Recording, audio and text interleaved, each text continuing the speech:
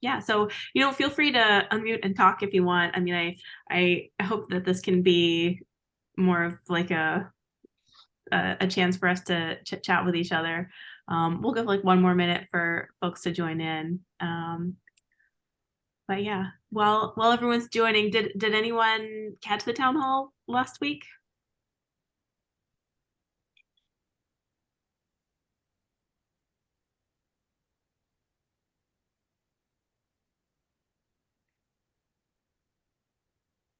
Hmm.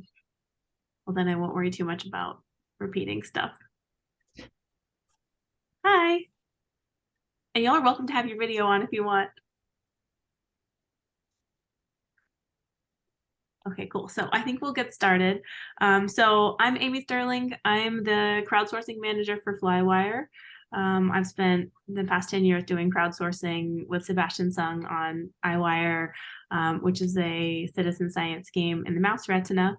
And now we're working in FlyWire to help make the tool more user friendly, and make resources to explore all these really rich data that are coming out of the Connectome. Should we go around and do quick intros? I think there's not too many people here. Just want to do intros? Yeah. Sure. I can go next.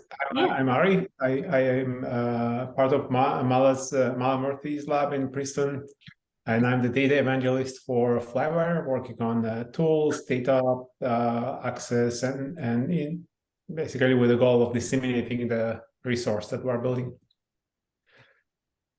Hi, everyone. I'm CJ. I am in Sebastian Song's lab. I am the proofreader manager in Song Lab, and just joined like maybe for 3 years, and we have proofreading fly, mouse, zebrafish, well, any data set that is in the lab. And we also help researcher in the lab to annotate or cell typing for their research topic. And several of you have probably maybe spoken to me via email, but I'm Marissa Sork. I've been working with Amy on iWire for the past 10 years as well at Sebastian Sung's lab. And I'm joined on as an onboarding coordinator, so to help arrange any of these meetings, and continue to work on iWire as a game admin as well. So, hello.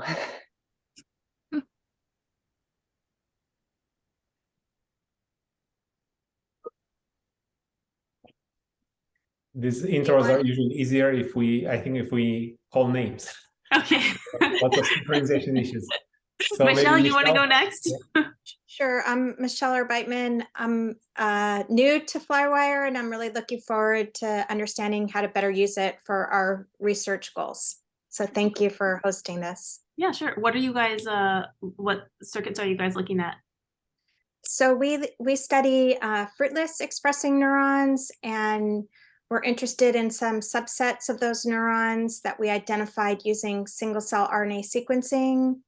And so we know where they are, but I'm still learning about how to use your guys' Connectome to better understand.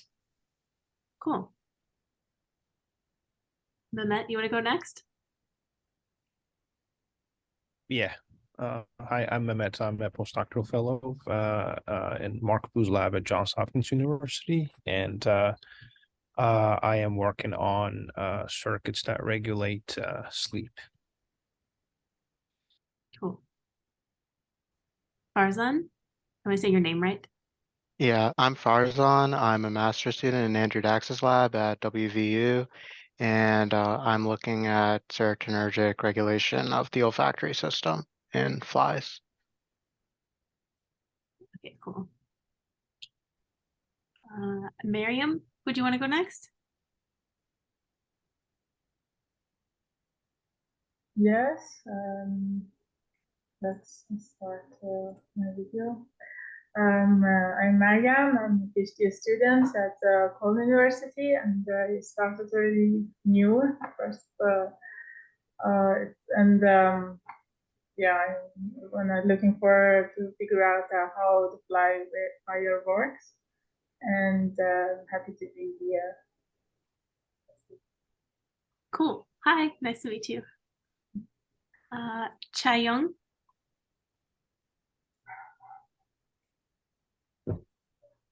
Hi. Hi. Hi. Hi. My name is Taeyong Jung, and I'm a master PhD student at Professor Kwon's lab in Sungkyunkwan University in South Korea. And this is my first semester, and I am interested in flies gustatory sensor, especially in the SEC with the pharyngeal neurons and the test neuronal circuits. Thank you. Welcome. Welcome. Thanks for joining. I hope the time zone difference isn't way too bad. So appreciate you. Jens. Hello, I'm Jens. I'm a postdoc in Keito's lab at the University of Cologne, and I'm working on the posterior part of the brain, mainly using the hemibrain dataset. So I'm just here to see what's going on, what's new, and if I may, to dive into the FlyWire connectome as well. Cool. All right, and last we've got Jonas.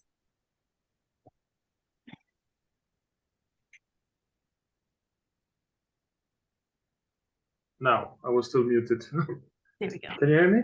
Yes. Yes. All right. Yeah, hi, I'm Jonas. I'm also from Keito's lab, so also working with the hemibrain dataset. And there I'm especially looking at the clamp region and trying to unravel that. And what's especially interesting for me is synapse prediction. So transmitter prediction, that would be really interesting for me because we don't have that in the hemibrain, I guess. Okay, cool. Well, this is helpful to hear a little bit about what you all are looking at and what you're interested in. So I'm going to go ahead and just share my screen really quick, and we'll dive right in. I was going to start with CoDEx, but I think maybe it might be worth hopping into FlyWire first to just get a little bearings. So this is FlyWire. I've loaded it with some of the neurons that are tagged SEZ in CoDEx. So there's a lot of neurons here, and it may start to get a little bit laggy if you are trying to load this many cells. I think this is like 70 different segment IDs. But just a quick refresh on the FlyWire user interface. And I also wanted to mention that if anyone has any questions at any point in time, feel free to just jump in or use chat, but you're also welcome to just ask a question right in here. I want this to be interactive. So on this side, we've got a list of sort of useful links, tools may be helpful in here, and cheat sheets. There's chat, which is largely used by the citizen scientists from iWire. There's like 16 of them who have been proofreading in the optic lobes. And then you have the layer controls over on this side. You can utilize the annotation. So these are the layers up top here, and you can create new annotation layers here.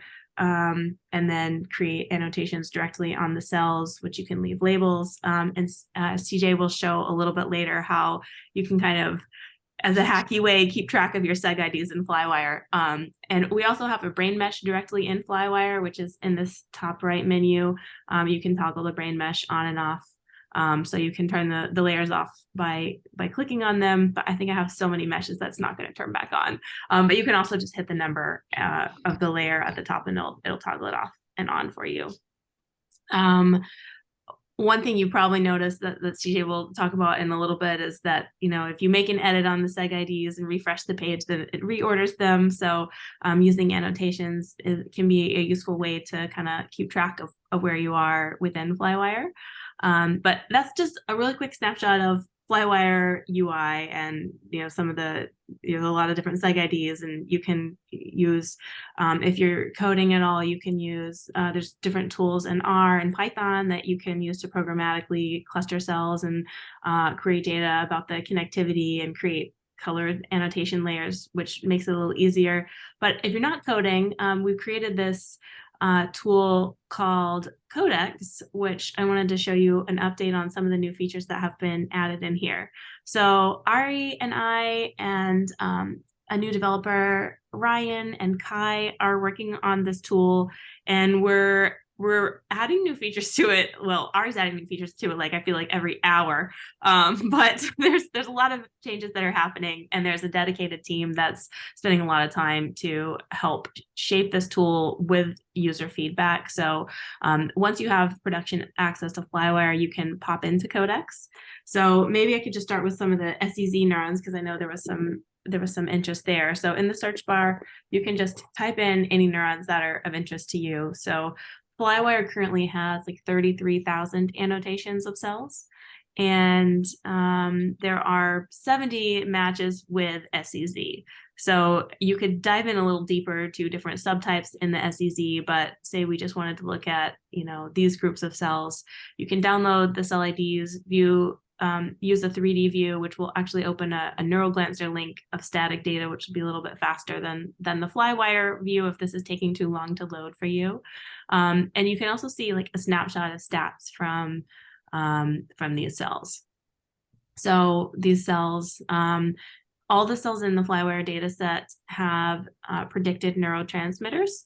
And we also have all the synapses. Well, we have, I don't know how many millions, like 150 million synapses or connections labeled. Is that right, CJ? Yeah, I think about right. Yeah. Yeah, and those are from Booman and Eckstein papers.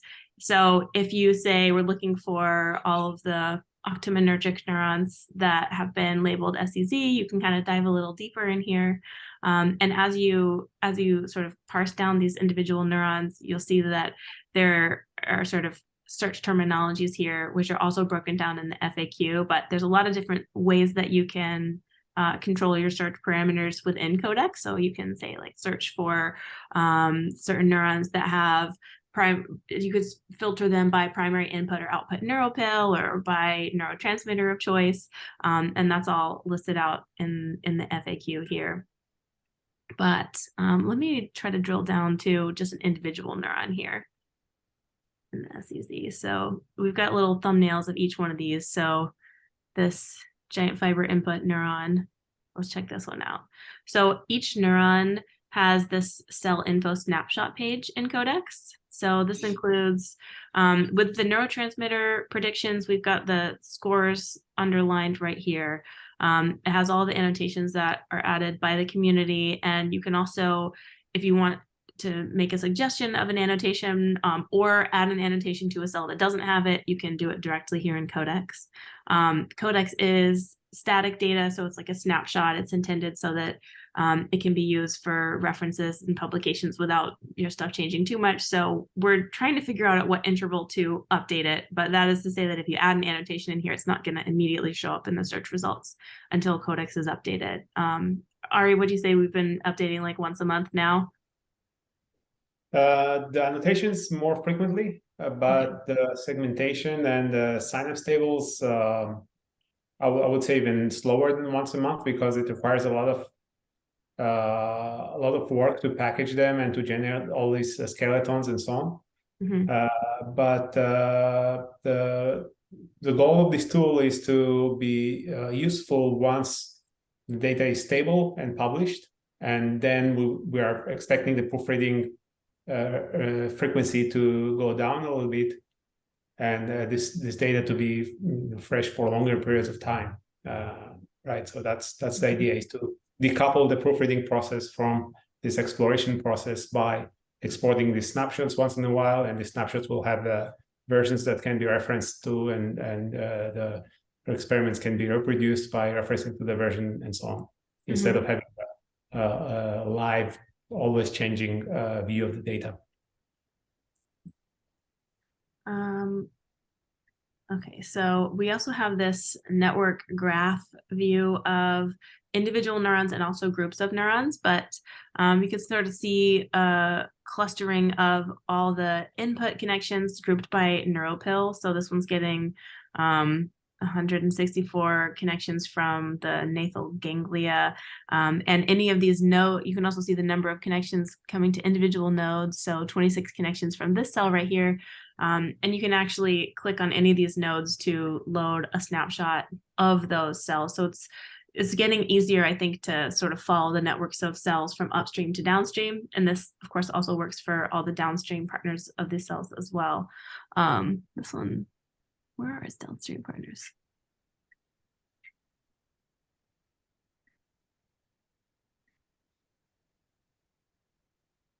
This one, oh yeah, so its downstream partners are out here going this way. And in this cell snapshot, you can also see summaries of all the input and output cells of an individual neuron. So this one has, say, 7 output neurons and 36 input neurons. And let me just close these so I keep track of my tabs. So you can see that, again, downstream followed by the seg ID, and this is the seg ID that will work in FlyWire. And the names that are right here are primary input and primary output neuropil, and then just a string of numbers at the end. So there's certain number of neurons that have these same connections. So these are the downstream partners of this giant fiber input neuron of an unclassified type. I don't know if anybody happens to know what this neuron is off the top of their head.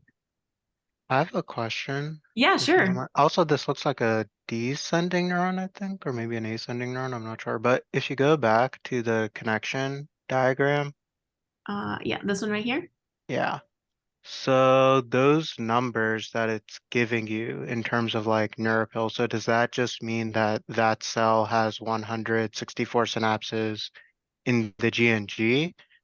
Like, Mhm. let's say it goes to the GNG and also the antennal lobe and also, I don't know, some other region. So is it like saying like it has this many synapses in this neuropil, this many synapses in this neuropil, and then in this neuropil it has, of those synapses, it Yep. has it with this many with this one, and Yeah.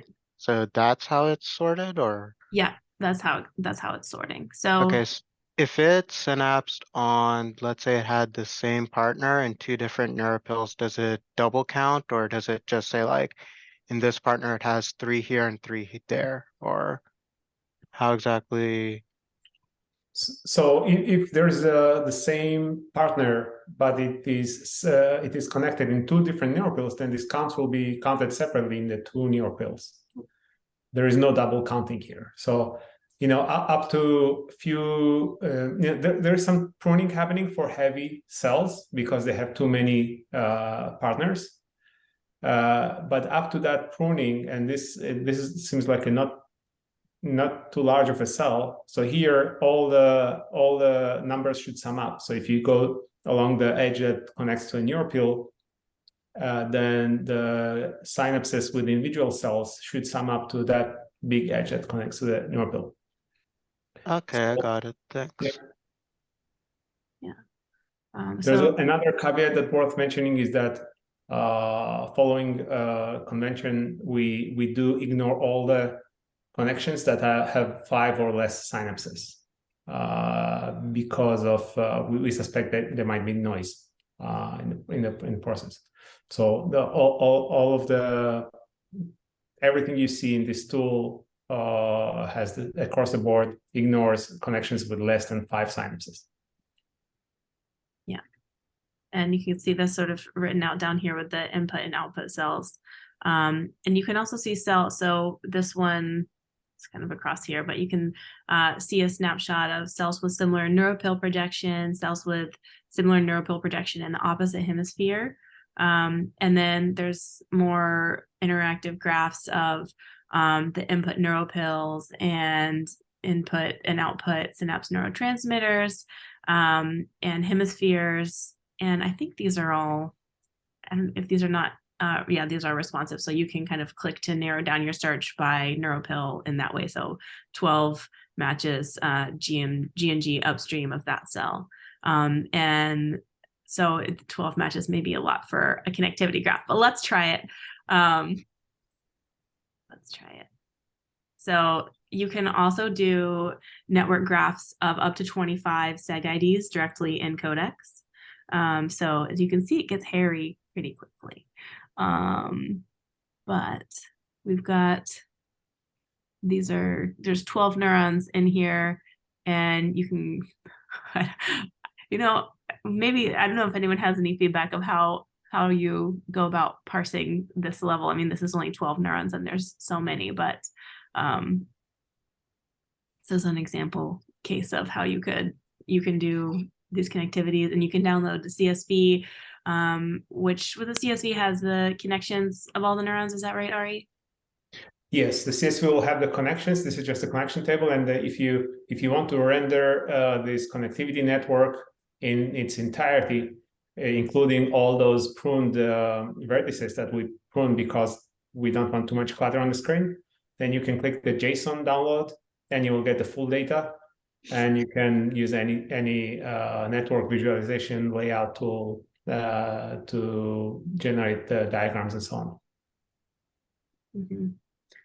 And so for any groups of these, you can again do a 3D view like in Neuroglancer, see the stats, in blast scores. You can also see, so there's a path length tool in here. So I guess the path length for these is all going to be 1 since they're all directly connected. Oh no, it's not. So this path length tool tells you how many hops it is to get from one cell to the next. And it can be a little hard to keep track of with the names, but you can drill down, like if you have a, your seg ID that you're interested in, you can select any of the hops and then it will show you what the neurons are in those hops in the connections, pathways from the cell to the cell. So 155 potential pathways there. There's also this Explore tab if you're just kind of interested in what's in the FlyWire data set and kind of, getting curious about like what's there, what's not there yet. There are different classes of neurons, so central brain, that's fully proofread, optic lobe, visual projection, sensory ascending and descending, and these will be broken down into different senses at some point, probably in the next coming months. And there's some curated collections of neurons as well. And then, well, like I said, we have 33,000 annotations. So these are the 100 most popular ones in here. So maybe you'll find some things of interest there. And then they're also sorted by input neuropil, output neuropil, primary, this is primary input and output neuropil. And then Ari has grouped them also by max in out neuropil groups. So neurons that are receiving whatever their maximum input from the lobula on the right and output to the lobule plate on the right. And you can use search terminology as well in here. And if your cells are not annotated, I can share a search term after the meeting, but you can also specify, cells that receive input from certain neuropil to another neuropil and don't have a label in CoDEx. So that can allow you to find neurons that no one has labeled yet, which could potentially be a way to find cells that no one's really looking at yet. Because most of the cells that people are looking at, they're adding labels in here. Let's see what else. In blast. Predicted in blast scores for any source or target cells for similarity if you're trying to find multiple examples of given neurons. Let's see, Ari, what else should I talk about in here? Yeah, I think here, right, this blast allows you to find similar cells. If you find one cell that you're interested in, then from that cell detail page, you can also jump into this blast table that will show you all the similar cells in the data set. And the scores here, you see the green ones are usually a good match. So if you click on the cube itself, yeah, the cube will take you to the 3D view. So the cells should be similar. So you see they are kind of symmetric mirror of each other. On the other hand, if you click the ones with a low score, then they should not be similar. So yeah, they want this guy. So this is the tool pretty much. It allows you to compare the morphology of the cells. And again, this is available from cell info as well. If we have good matches from NBLAST to this particular cell, that will show up here down below in the related cells section. So you can scroll a little bit. So you see two cells with similar morphology. And now you can view them all in 3D and see that they're indeed similar. Yeah. Yeah, so we're entering the phase in FlyWire where proofreading is like we're on the tail end of proofreading. We've done over 100,000 neurons so far, and the brain is like 87% complete, I think. And we're defining complete as 95% of presynaptic segment IDs have been proofread by a person. So we're getting really close, but now we're kind of entering into this era of annotations where we're like filling in the gap of all the labels for all these neurons so that these data become most usable by a broader community. So that's what we're trying to do with CoDEx, is to make it so that it's really easy to explore the volume and analyze connectivity and understand your circuits, and navigate through the whole FlyWire connectome. Does anybody have questions about CoDEx or anything that's been shown so far? I have a question about a network visualizing program. So I used Cytoscape, for example, or Gephi, I think. And what else would you recommend for preparing graphs? Yeah, if the idea is to visualize a large network of connections, right? It's pretty challenging, in fact, unless you have some structure that you can translate to layers, and then you can kind of help it organize the vertices into layers. It becomes very. I have not found a tool that just does a great job once you have more than like 50 nodes. And usually the differences between the tools is the small UI tweaks, and not the issue. The bottleneck is the layout algorithm, is how to position the nodes so that there's not too much clutter. The thing we have here kind of helped. Initially, we were just visualizing the network as is, and then you get just a big cloud of connections.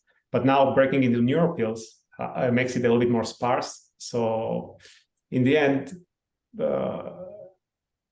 I think you'll need to put some thinking how to help it do the right layout. I don't know of any tool that does this magically. I tried a few. Yeah. It gets hairy really quickly in there. Exactly. I mean, even this one is this is the longest neuron in the fly brain. The APL neuron, there's a pair on each side that's got like an astronomical amount of synapses, like 20,000 synapses or something.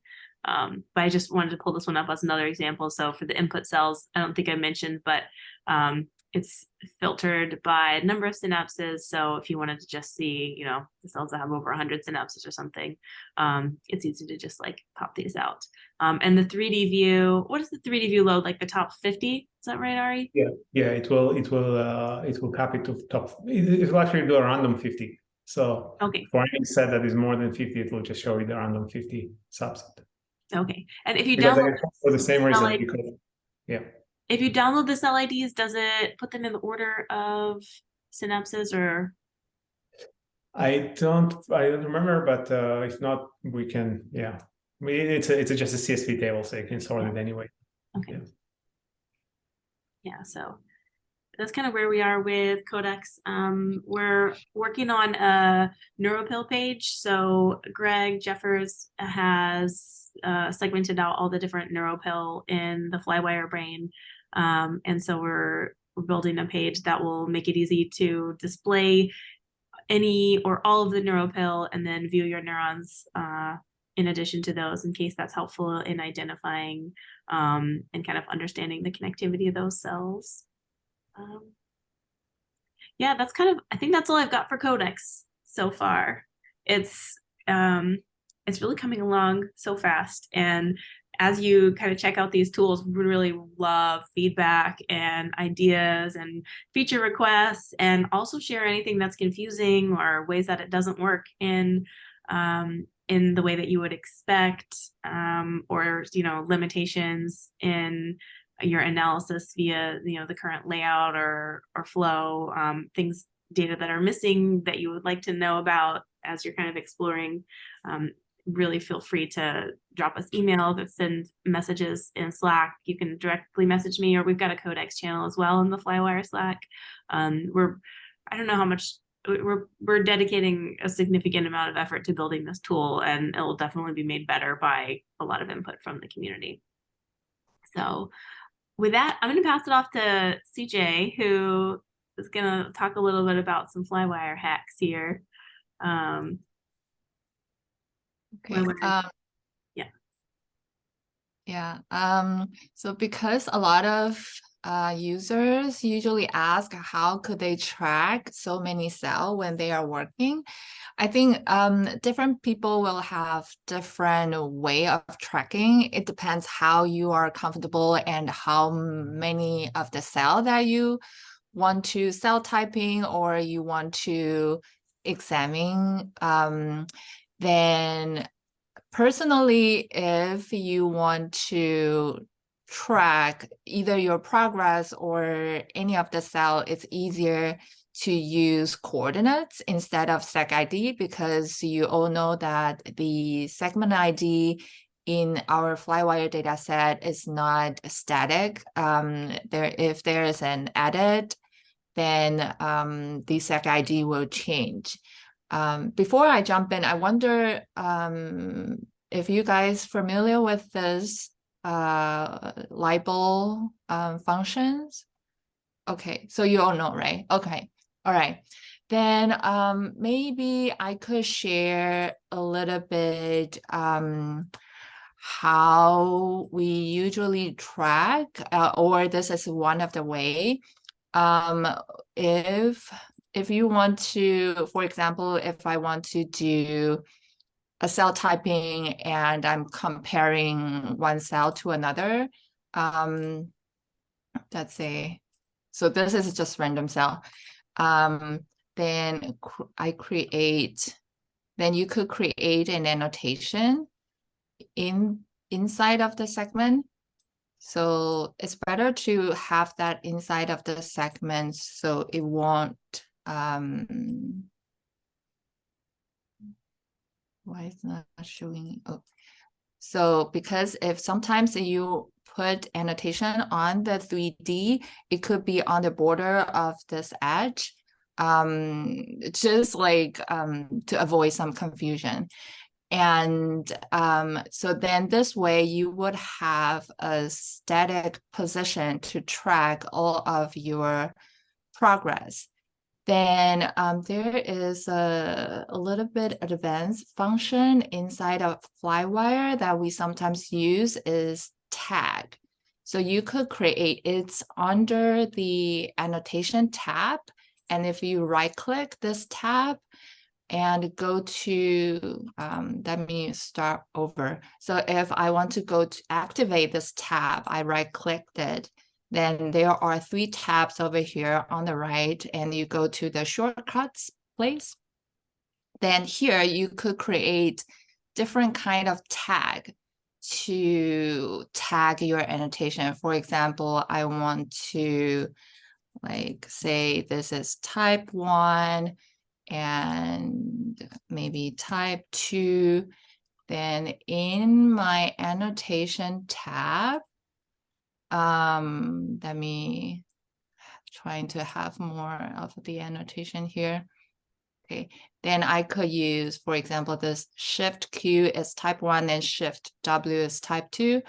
Then I could tag it like 1 or 2 over here. And this information could be exported to a CSV file, and that would be easier for you to do some analysis or to do some grouping.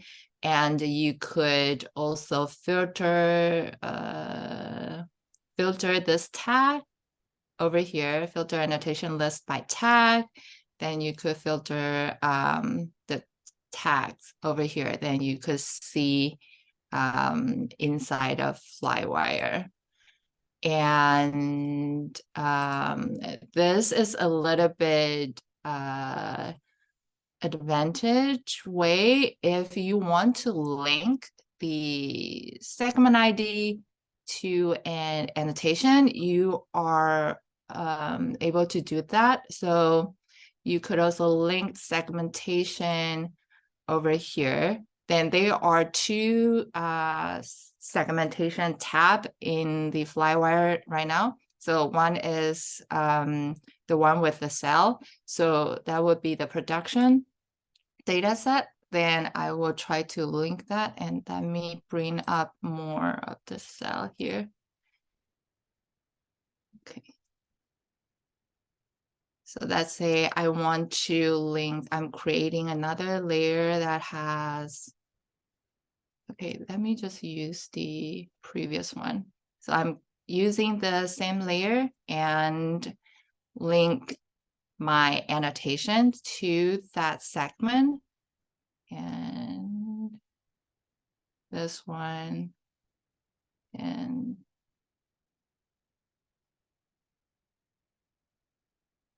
this one. Okay. And this comes pretty handy if you want to observe so many cell one at a time. So I could, here there is a function called bracket shortcut, show segmentation. Remember to check it. And then you could use square bracket to, I'm using the square bracket now. And then once you press, it will automatic show the link segment without clicking. So this is really, so the one that I didn't link, it doesn't show any segmentation. And the one that has link to the segmentation, it will automatically show. So this will be really handy without, like, if you have so many cells, then clicking is really painful sometimes. And this, you could easily observe all the cell that has linked so far. This is one way. I wonder if any questions so far, or any of the user case that you have question you might want to ask. If not, then sometimes people would do that by using segment. I think I have one that is already open. Wow, that's a lot. Yeah. This one, I think, okay, this one is too large and it won't open. Oh, it froze. Oh gosh. Okay. All right, then I will show this one. So this is one of the mechanosensory neuron that we are doing cell typing now. So some people, they will use the color coding to type their cell. And just a reminder that so you could see from here, these are all different subtypes of the mechanosensory neuron that we are currently cell typing. Let me see if I could show them all at once again. Okay, so it's not showing. Yeah, but so this is one way. I just want to do a quick demonstration. This could, oh, all right, so it's showing. Yeah, so this is one way that you could use to do the color coding. But you see that once you refresh the page, or if you reopen the page again, then the sorting in the segment ID will be different. And another way is you could open like different FlyWire tab, and so each of the tab would have your one of the cell type that you have, and then eventually you combine everything all together in one link. Yeah, that's pretty much what I have so far. I wonder if any questions. Is there a way to like color code multiple types to be like, or multiple IDs to be like the exact same color how you have it? Or did you like manually go one by one and like drag the color slider how you Yeah. wanted it?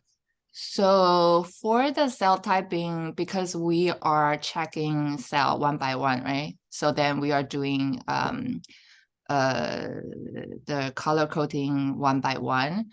There is also one way, but then you have to use Cave client. So then you will need to know a little bit Python in order to do that if you have so many cells to color. And we've noticed that if you have so many cells in one place, sometimes the color would automatically change by itself. It's not that many, but yeah, so this is one caveat for using this way. Okay, I got it. Thanks. That is a very much requested feature, though. FlyWire is built on top of this tool NeuroGlancer from Jeremy and squad at Google Connectomics team. And so some of the features are inherited. We've kind of like reskinned it and added new features to FlyWire, but some of the things like how it randomly recolors and reorders the seg IDs were inherited, and we just haven't gotten a chance to fix. But maybe in this push for annotations, those kinds of things that will make it easier to sort through like hundreds of cells at a time will make it up to the top. Yeah. If you don't have that many color you want to, like that many types you want to do, then sometimes I like to use the color that doesn't exist in FlyWire. For example, white or like some muted color. So the colors inside FlyWire is pretty bright, and then you could use some muted color inside, and then that would be easier.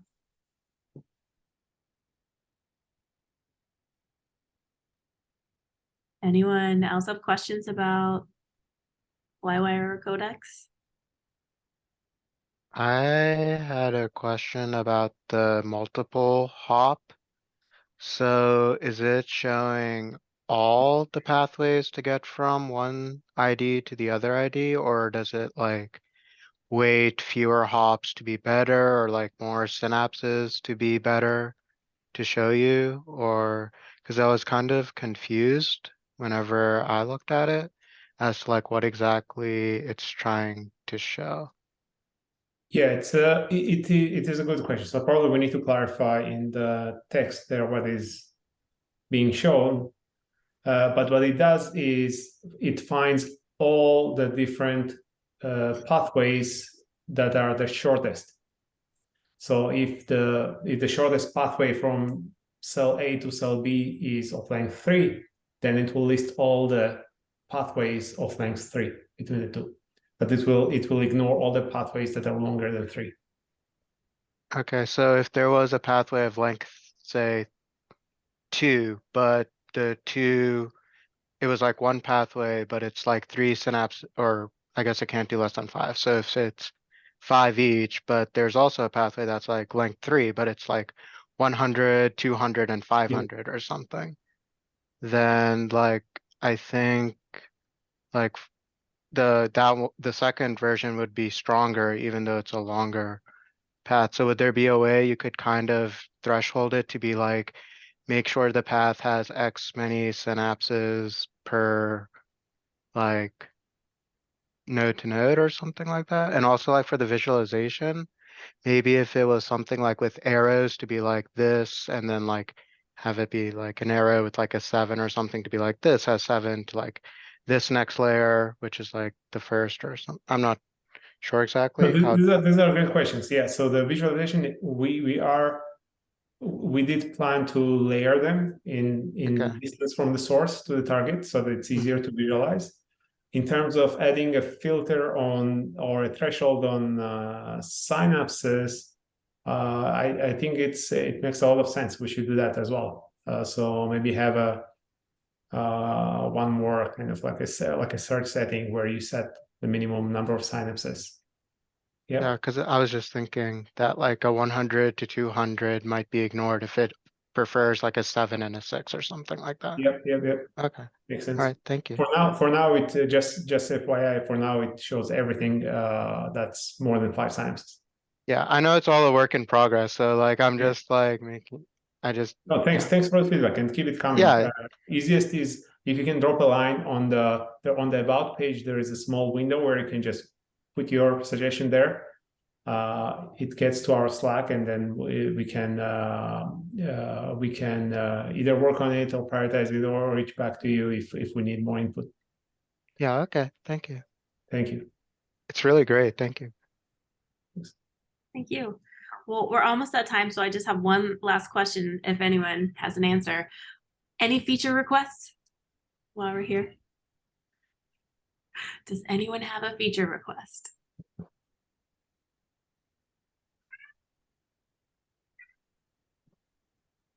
It's okay, you can think on it.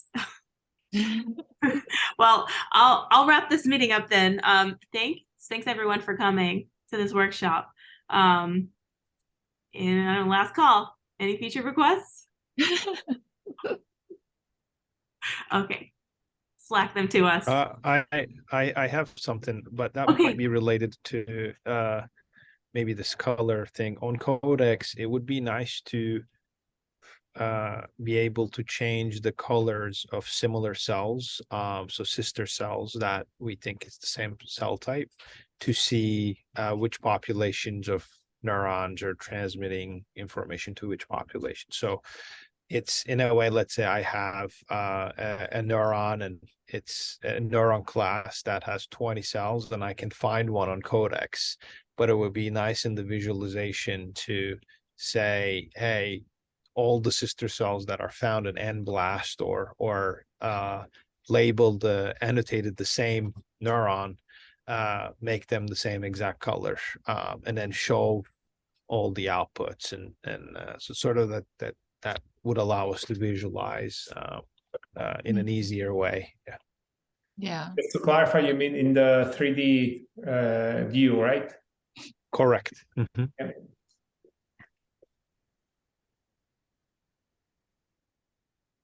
That's awesome.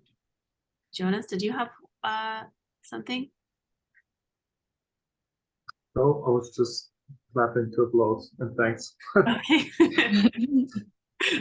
All right, thank you. Well, I'll stop the recording now.